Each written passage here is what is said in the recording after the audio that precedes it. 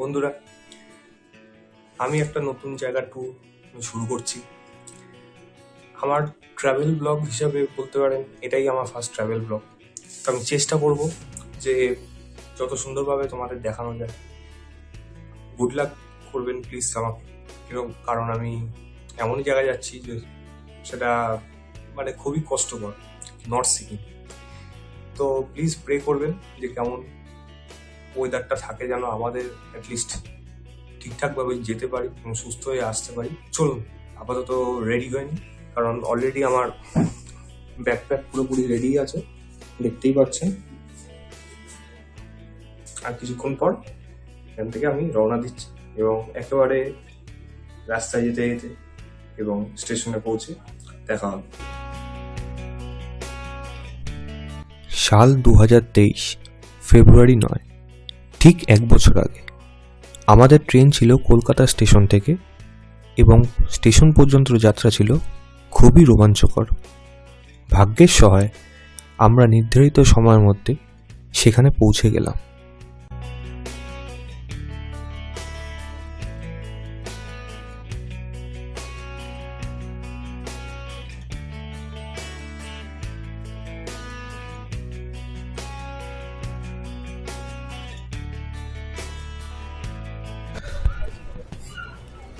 তো অবশেষে স্টেশন এসে পৌঁছানো গেল। অনেক দেরি হয়ে গেছে রাস্তা দিয়ে আসতে আসতে, আর অনেক কারণ আছে, গাড়ি পাওয়া যাচ্ছিল না।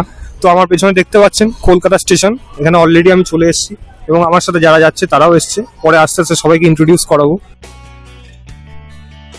কলকাতা স্টেশন, যা একসময় চিতপুর ইয়ার্ড ছিল, তা এখন পরিষ্কার পরিচ্ছন্ন একটি আন্তর্জাতিক স্টেশন, যা আমাকে বরাবরই মুগ্ধ করে।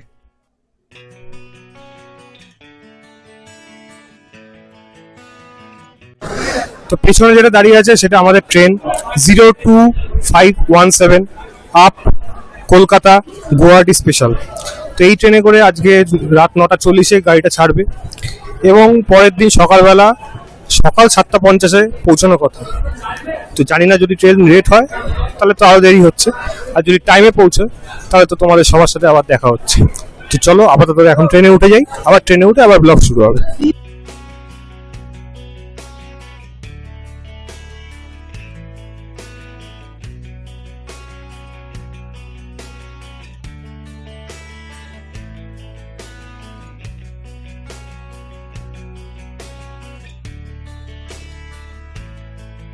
রাত 11:08। ট্রেন এসে পৌঁছলো আমাদের গন্তব্যের প্রথম স্টপেজ ব্যান্ডেল স্টেশনে।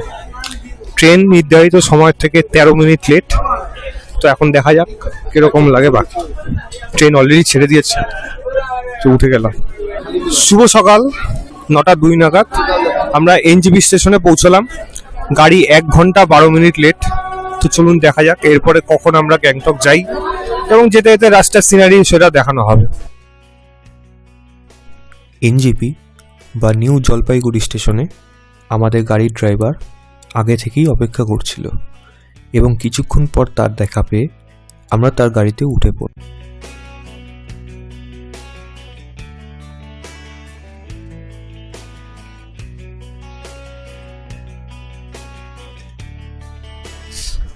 তো শিলিগুড়িতে ক্রস করার পর করোনেশন ব্রিজে দাঁড়ানো যাবে না, এটা কখনো হয়? তো চলুন করোনেশন ব্রিজের সামনে আপাতত চলে এসেছি, সেটা দেখে নেওয়া যাক।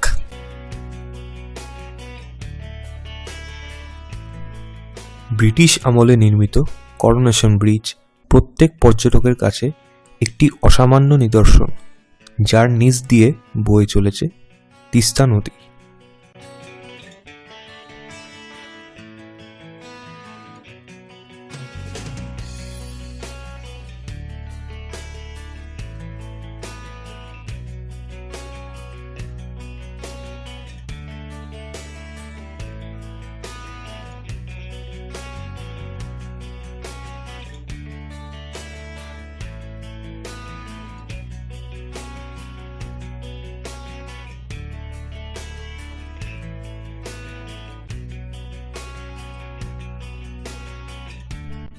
ও আরেকটি কথা বলে রাখা দরকার, আমরা সেবক রেল ক্রসিংয়ের আগে সকালের ব্রেকফাস্ট করে নিয়েছিলাম এবং তারপর পাহাড়ি রাস্তা দিয়ে গ্যাংটকের দিকে এগিয়ে চললাম।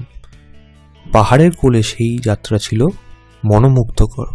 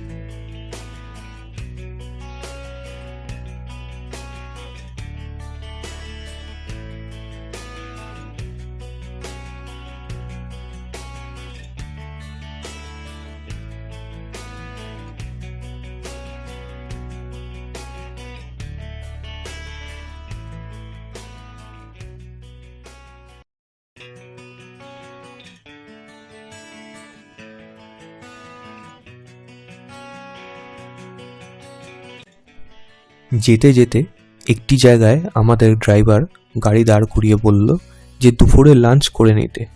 যদিও আমরা তা করিনি, কারণ ব্রেকফাস্টটা খুবই দেরিতে করা হয়েছিল, তাই শুধু তিনিই লাঞ্চ করলেন।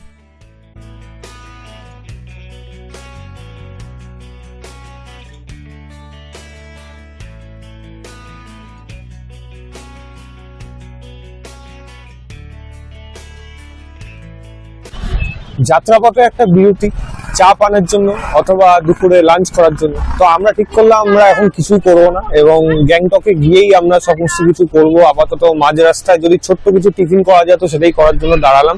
এবং আমার পেছনে এরকম একটি বড় শিব ঠাকুরের মূর্তি রয়েছে। এবং যদি আমার এই সাইডটায় দেখাই, তাহলে এই রেস্তোরাঁটাতে আমরা দাঁড় করিয়েছে গাড়ি। আমাদের ড্রাইভার জাস্ট লাঞ্চটা করবে এবং এরপরে আমরা একসাথে সবাই মিলে গ্যাংটকের দিকে রওনা দেবো এবং গ্যাংটকে গিয়ে বাকি সমস্ত কিছু কথা হবে। তো তোমাদের কেমন লাগছে বলো? আমার এটা ফার্স্ট ব্লগ, তো কতটা ভালো করতে পারবো আমি নিজেও জানি না, বাট চেষ্টা করব এবং যাতে যতটা ভালো হয়, তোমাদের যাতে দেখতে ভালো লাগে এবং ট্যুর ট্রাভেল হিসাবে আমার এই ব্লগিংটা কতটা ভালো হচ্ছে সেটার ব্যাপারে যদি তোমরা কোনো সাজেস্ট করতে পারো তো ডেফিনেটলি করো, আমি সেটাও শুনবো। চলো এখন পর্যন্ত এইটুকুই, আবার গ্যাংটকে গিয়ে দেখা হচ্ছে। না হলে মাঝ রাস্তাতে আরো ভিডিও আসছে, সেগুলোর সাথেও দেখা হবে, না হলে ডাইরেক্ট গ্যাংটকে।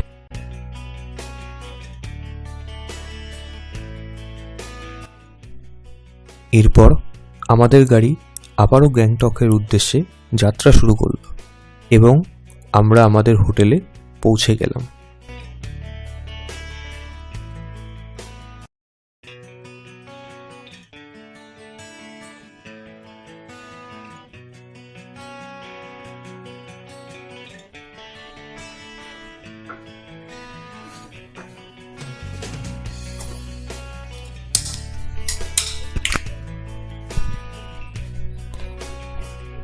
কি মনে হচ্ছে হঠাৎ কি করে চলে আসলাম এখানে?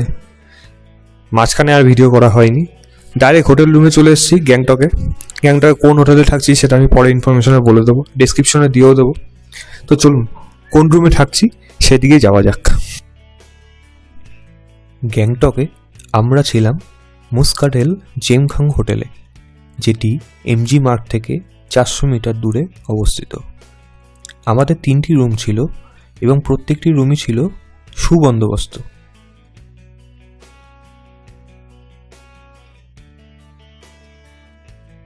বাথরুম ছিল বেশ বড় ও পরিষ্কার এবং একটি বড় সাইজের ওয়ার্ড্রপ ছিল।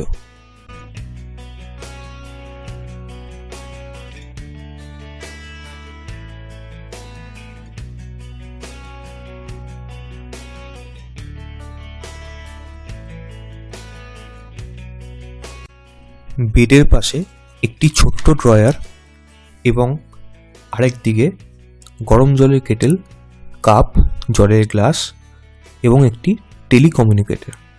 এই পাশে একটি বসার সোফা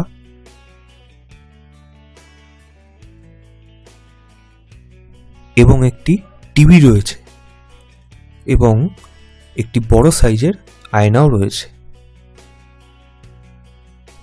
ঘরের বিছানাটি ছিল সাইজে বেশ বড়।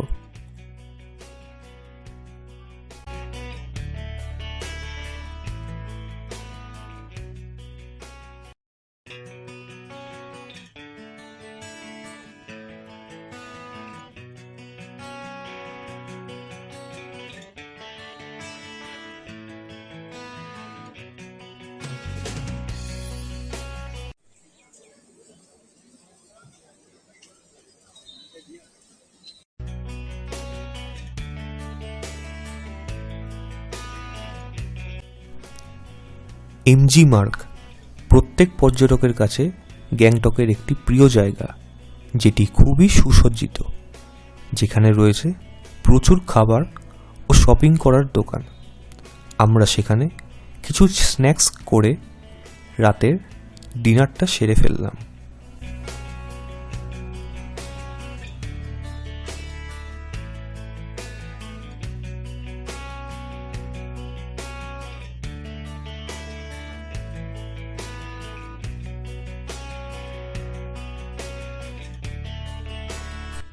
তো প্রথম দিনের রাতটা, বেসিক্যালি এটা দ্বিতীয় দিন, তো সেই রাতটা আমাদের খুব একটা ভালো কাটলো না, কারণ আমাদের যা ট্যুর প্ল্যান ছিল নর্থ সিকিম যাওয়া, সেটা সম্ভবত আর হচ্ছে না, কারণ সেখানে ওয়েদার কন্ডিশন এতটাই খারাপ, সেখানে আলাদা করে পারমিট হয়তো দিবেও না, এবং বিগত কয়েকদিন ধরে সেখানে কোনো গাড়ি যাচ্ছেও না। তো আমরা ডিসাইড করেছি যদি ওই কাজ একেবারেই যদি না হয়, কারণ সেটার জন্য পরশু দিন আমাদের বেরিয়ে যেতে হবে এখান থেকে। তো দেখা যাক আগামীকাল কি খবর পাওয়া যায়, যদি ভালো থাকে তাহলে যাওয়া হবে, না হলে অন্য কোনো রুট, পেলিং, রাবাংলা, এই অন্য একটা সাইড বেছে নিতে হবে, সেটা দুঃখের ব্যাপার। বাট আগামীকাল আমরা নাথুলা যাচ্ছি, এবং সেটাও নিশ্চিত নয় যে কবে, মানে কীভাবে যাব এবং কীভাবে যাব ইন দ্যাট সেন্স, মানে কখন যাব এবং আলটিমেটলি পৌঁছাতে পারবো কিনা। তো ছাঙ্গু বাবা মন্দির নাথুলা আগামীকাল হচ্ছে। আগামীকাল অনেক সকালে উঠতে হবে এবং এখন লাগেজটা ঠিকঠাক গুছিয়ে রাখতে হবে। তো চলুন, আজকের দিনের মতো এই এপিসোডটা আমি এখানেই শেষ করছি। আরও পরপর আমার এপিসোড আসবে, সেগুলোর জন্য চ্যানেলের সাথে জড়িত থাকবেন। এবং একটাই কথা বলবো, সবাই খুশি থাকুন, ভালো থাকুন, এবং আমাদের এই ঘোরাটা আপনারা কিরকম এনজয় করছেন সেটি জানাবেন। Good night.